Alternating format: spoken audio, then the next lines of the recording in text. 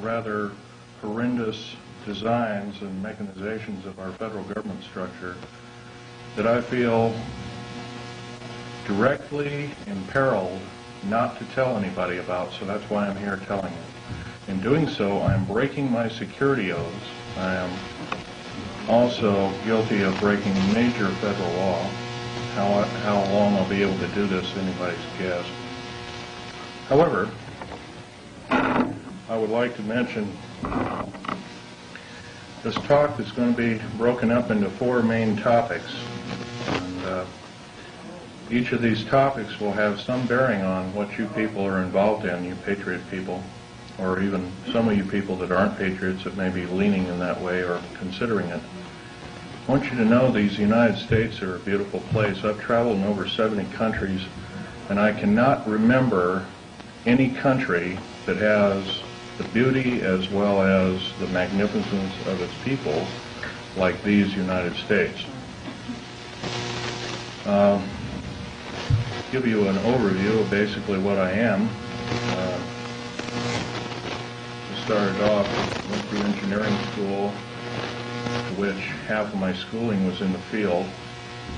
I built up a reputation for being a geological engineer as well as a structural engineer with both military and aerospace applications. I have helped build 2 main concerned bases within these United States that have some significance as far as what is it called the New World Order.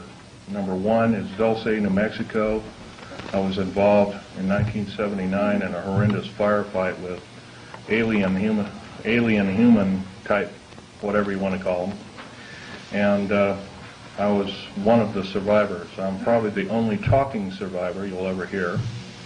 2 other survivors are under close guard somewhere in these United States. One is not in very good shape. He's living in Canada. So I'm about the only one around that knows the firefight, that knows all the detailed files of the entire operation. 66 Secret Service agents, FBI and the like, Black Berets died in that firefight. I was there. Number 1, part of what I'm going to tell you is going to be very shocking. Part of what I'm going to tell you is probably going to be very unbelievable. So if instead of putting on your glasses, I'll ask you to put your skepticals on rather than your spectacles. But please feel free to do your own homework. I know the Freedom of Information Act isn't much to go on, but unfortunately it's basically the best we've got. Your local law library and your nearest law university is a good place to look for congressional records. So if one continues to do their homework, and one can be standing vigilant in regards to their country. I love the country that I'm living in more than I love my life. I would not be standing before you right now risking my life by telling you these things if I didn't believe it so. The first part of this talk is going to concern deep underground military bases and the black budget. Let me first start by emphasizing the black budget. The black budget is a secretive group, basically a secret budget. It garners 1/4 of the gross national product, the entire gross national product of these United States. At present, the gross national product is around $5 trillion, so 1/4 of that's about $1.25 trillion per year. At least 1.023 trillion, and I say at least, is used in black budget programs like deep underground military bases. Presently, there are 129 deep underground military bases in these United States. Is this our? No, this one doesn't work.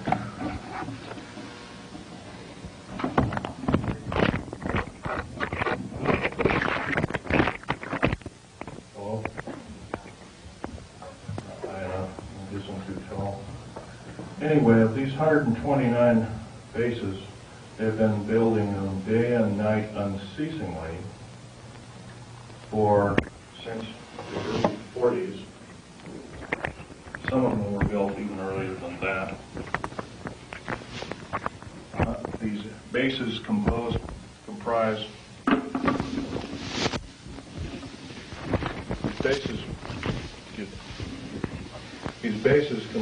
basically of large cities underground. They're connected by high-speed monorail magneto-leviton trains that can go up to Mach 2.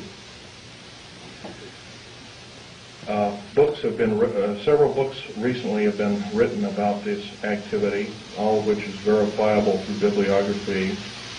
I think Al Bielek will, unfortunately, Al Bielek has my only copy is Al Bielek here, by the way?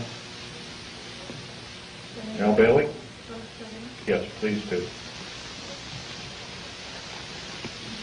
Richard Sauder's book, he's a PhD architect, and he alone also is risking his life by talking about this. He worked with a number of government agencies on deep underground military bases.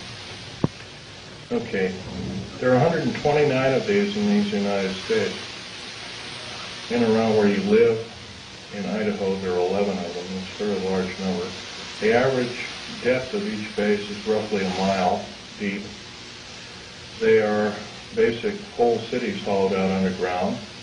They are somewhere between 2 and 2/3 cubic miles and 4 1/4 cubic miles hollowed out underground. You might ask how this is done. Well, right now they have laser drilling machines that can drill a tunnel 7 miles in one day. Obviously, we the public have been misinformed and not told about this. So unfortunately, I don't believe these things. The black projects, as we know them, sidestep Congress, which is illegal. Right now, the New World Order is depending upon these bases, and if I'd known it was the New World Order involved, I wouldn't have had anything to do with them. I was lied to rather extensively. So. Basically, the technology as we know it, for every calendar year that goes by, every 12-month calendar year, the military technology increases about 44.5 years. This is why it's easy to understand that back in 1943 they were able to create through vacuum tube technology, a ship that literally disappeared from one place and reappeared 400 miles later in another place. My father, Otto Schneider, there's an interesting story about him. He fought on both sides of the war. He was originally a U-boat captain. He was captured. He was captured by the French. He was turned over to the United States Army and turned over to the United States Navy. He was repatriated here to Cocoa Beach, Florida, and Fort Lauderdale, and taken up to Philadelphia Navy Yard thereafter. And he was a master machinist as well as an MD doctor. He later became an MD doctor and never did anything with it. But basically, he was involved with different kinds of concerns, such as A-bomb and H-bomb and Philadelphia experiment and these other kinds of projects. His groundwork, he invented a camera, a high-speed camera that took pictures of the first atomic tests in Bikini Island on 12th of July 1946, to which I have original photographs of, which show unidentified flying objects fleeing the bomb site at a high rate of speed. Bikini Island at the time was infested with things in various depths.